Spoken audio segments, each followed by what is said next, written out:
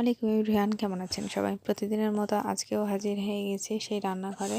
তো যেহেতু রান্না বিষয়ে আমি প্রায় ভিডিও আমার রান্না বিষয়ে এবং আমার বাড়ির পোষা প্রাণীগুলোরই ছবি দিয়ে থাকি। তো এই তো আমার লাল শাকের ভাজা, আর লাল শাক রান্না করতে একটু গলবে না, এই টিপসই আজকে আপনাদের বলবো।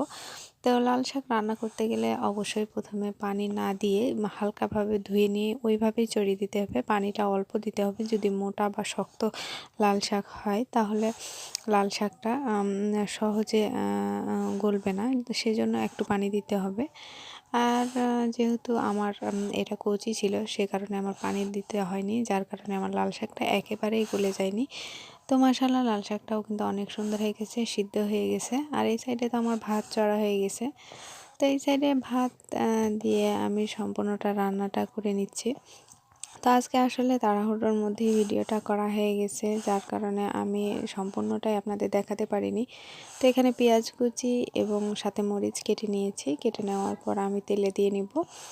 আর আমি সাথে কিন্তু পেঁয়াজ লাল শাকের সাথে সাথে কিন্তু আমি আবার বুটও রান্না করেছি।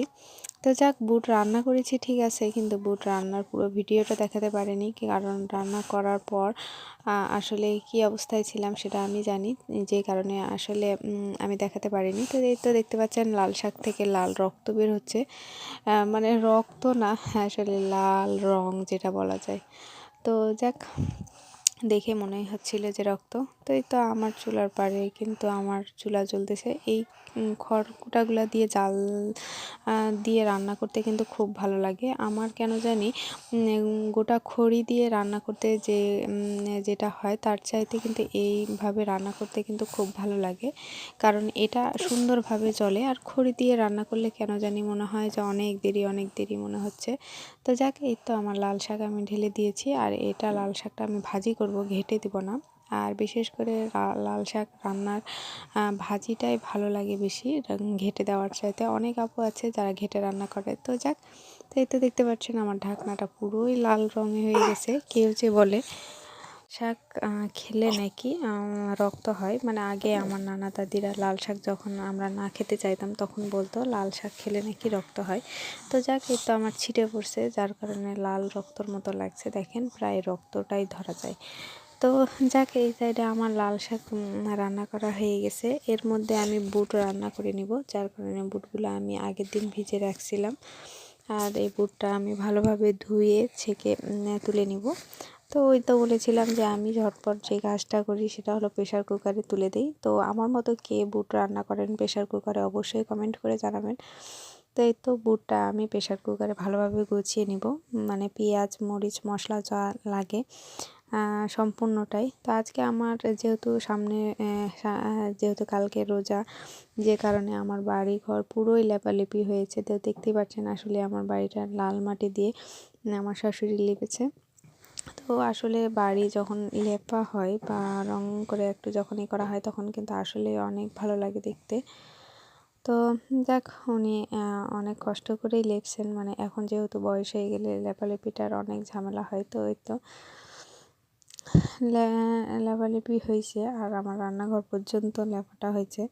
তো আজকে ভাবলাম যে আমার বাড়িঘর লেপন পিছনটা দেখাই। তো এর মধ্যে আমার মুরগিগুলো চলে আসছে খাওয়ার জন্য। তো সব সময় তো আর এই যে খাওয়া দাওয়া যায় না, কারণ যেহেতু আমার বাড়িঘর আজকে পরিষ্কার করা হয়েছে, এর মধ্যে পায়খানা করলে সমস্যা। অবশ্যই আমার আগে বলবো যে অবশ্যই আমার চ্যানেলটির পাশে থাকবেন, লাইক করবেন, কমেন্ট করবেন, আর আমার ভিডিওটা দেখার আগে অবশ্যই কমেন্ট করবেন। তো এখানে আমার ননদ একটা আমাকে কলার ছড়ি পাঠিয়েছিল, অনেক বড় সেটা। তো মাসাল্লাহ এটা রোজাতে খাওয়া যাবে, মানে খুব একটা যে করা যাবে তা নয়, কিন্তু খুব ভালো খাওয়া যাবে। তো এই সাইডে আমার পেঁয়াজ টিয়াজ কাটার জন্য আমি বসে গেছি, যেহেতু আমি বুটে দিব, এই জন্য আমি পেঁয়াজ টিয়াজ রান্নার জন্য বসে গেছি। তো যাক, অবশ্যই আমার চ্যানেলটির পাশে থাকবেন, অবশ্যই কমেন্ট করে জানাবেন, কারণ আপনারা কমেন্ট করলে কিন্তু আমার খুব ভালো লাগে। আর আমার ভিডিওটা দেখার আগে অবশ্যই লাইক করে দিবেন। যারা নতুন তারা অবশ্যই সাবস্ক্রাইব করবেন, আর যারা আমার আপুরা অবশ্যই আপু ভাইয়া যেই আছেন না কেন অবশ্যই লাইক করে দেবেন। এই সাইডে দেখতেই পাচ্ছেন আমি বুটের জন্য সব প্রকারের মশলা নিয়ে নিয়েছি, নুন, হলুদ, মরিচ, কাঁচামরিচ, এই সাইডে শুকনো মরিচ, আবার আদা, রসুন, জিরা, মানে যা যা লাগে। তো ভালো থাকবেন সবাই, আসসালামু আলাইকুম, আল্লাহ হাফেজ।